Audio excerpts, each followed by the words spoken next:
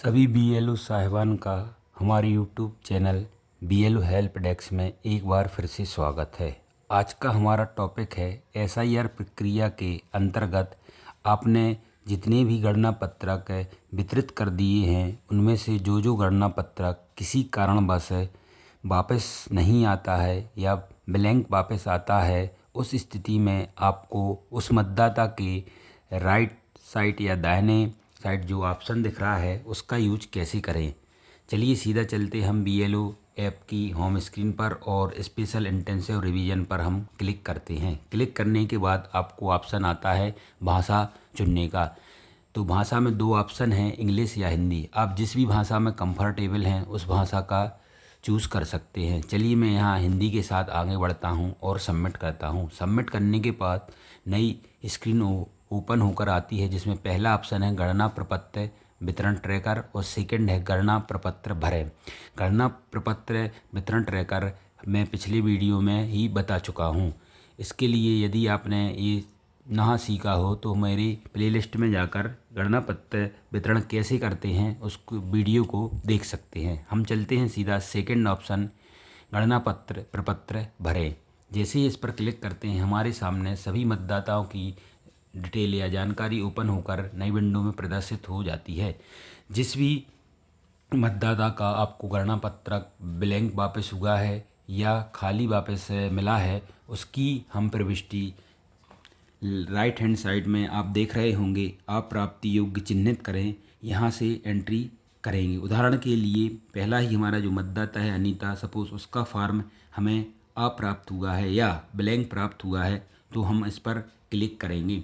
जैसे ही आप अप्राप्त वाले ऑप्शन पर क्लिक करते हैं आपके सामने एक नई विंडो ओपन होकर आती है जिसमें लिखा हुआ है मैंने मतदाता से 3 बार मुलाकात की और पाया कि वह, पहला ऑप्शन है पहले से नामांकित, दूसरा है मृत्यु, तीसरा है स्थायी रूप से स्थानांतरित और चौथा ऑप्शन है अप्राप्ति योग्य या अनुपस्थित। तो आपको जो फॉर्म है खाली या ब्लैंक के वापस हो रहे हैं उनमें आपके पास 4 कंडीशन आ सकती हैं। पहली कंडीशन है पहले से नामांकित, अर्थात है यदि किसी मतदाता के आपकी मतदाता सूची में 2 बार नाम गलती से दोहरी प्रविष्टि प्रविष्ट हो गई है तो एक तो आप सही उसकी जानकारी भर के फॉर्म फिल कर देंगे और दूसरा जो नाम का है उसमें आप दोहरी प्रविष्टि लिख के, ठीक है, पहले ऑप्शन के साथ आगे बढ़ेंगे। दूसरा केस है मृत्यु। यदि आपने कहीं किसी परिवार में 5 गणना पत्रक दिए हैं, वहाँ आपकी मतदाता सूची में 5 लोगों का नाम है परंतु 4 ही गणना प्रपत्र भरकर आपको प्राप्त होते हैं और पता चलता है कि 5वां मतदाता है जो उसकी मृत्यु हो चुकी है। इस केस में आप सेकंड ऑप्शन मृत्यु पर क्लिक करके आगे बढ़ेंगे। तीसरा ऑप्शन है स्थायी रूप से स्थानांतरित, अर्थात यदि आप किसी घर में जाते हैं और आपको पता चलता है इसमें मतदाता कोई लड़की है जिसकी शादी हो चुकी है और उसका नाम ससुराल में जुड़ चुका है, तो इस स्थिति में आप स्थायी रूप से स्थानांतरित पर क्लिक करके आगे बढ़ेंगे। चौथा ऑप्शन है अप्राप्त योग्य या अनुपस्थित।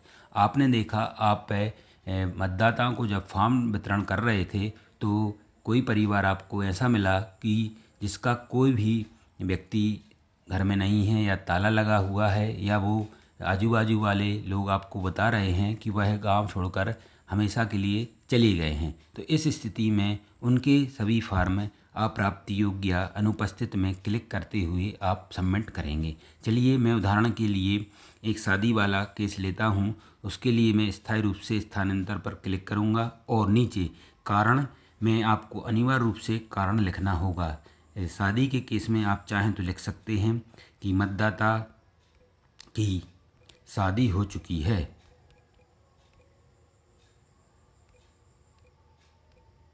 या यदि मृत्यु को आप सिलेक्ट करते हैं तो आप लिख सकते हैं कि मतदाता की मृत्यु हो गई है। इसमें एक ऑप्शन और है, चाहे तो आप टाइप करके भी ले सकते हैं या बाजू में आप देख रहे हैं एक स्पीकर बना हुआ है वहाँ से भी आप बोलकर भी टाइप कर सकते हैं। इसके बाद आप जैसे ही स्क्रीन को स्क्रॉल करोगे या आगे की ओर बढ़ाओगे तब आपके सामने अगला ऑप्शन आएगा कि सामने का भाग अपलोड करें और सेकंड है पीछे का भाग अपलोड करें। तो इसमें आपको लेफ़्ट साइड का जो लिखा हुआ है कि सामने का भाग अपलोड करें, सिर्फ इस पर ही अपने गणना पत्रक का प्रथम पेज आपको अपलोड करना है, जिस पर आपने बड़े अक्षरों में मृत्यु, शादी या पलायन लिख दिया है और अपने साइन भी कर दिए हैं। यहाँ फ़ोटो खींचे पर आप क्लिक करेंगे तो आपके सामने कैमरा ओपन होकर आ जाएगा और आप कि जो भी गणना पत्रक आपको ब्लैंक प्राप्त हुआ है उस पर मृत्यु या शादी लिखकर आप यहाँ से क्लिक करके उसकी फ़ोटो अपलोड कर देंगे। ठीक है, मैंने फ़ोटो अभी अपलोड नहीं की है। आप अपनी फ़ोटो अपलोड करने के बाद और जमा पर क्लिक करेंगे। जैसे ही जमा पर आप क्लिक करते हैं आपकी अप्राप्ति या अन्य कलेक्टिबल फॉर्म की एंट्री हो जाएगी। इस तरह आप जितने भी अप्राप्त योग्य फार्म हैं, जैसे कि जिसकी किसी मतदाता की शादी हो गई है या मृत्यु हो गई है या वो स्थायी रूप से पलायन कर गया है या उसकी दोहरी प्रविष्टि है, इन सभी मतदाताओं के आप BLO ऐप के सेकंड ऑप्शन है अनकलेक्टिबल पर या अप्राप्त योग्य चिन्हित करे पर क्लिक करके इन सभी के फॉर्म जमा करेंगे। ये थे अनकलेक्टिबल ऑप्शन का यूज कैसे करें। जानकारी अच्छी लगी हो तो कृपया कर चैनल को सब्सक्राइब करें और वीडियो को लाइक करें। मिलते हैं आगे नए टॉपिक पर और नई जानकारी के साथ। तब तक के लिए धन्यवाद।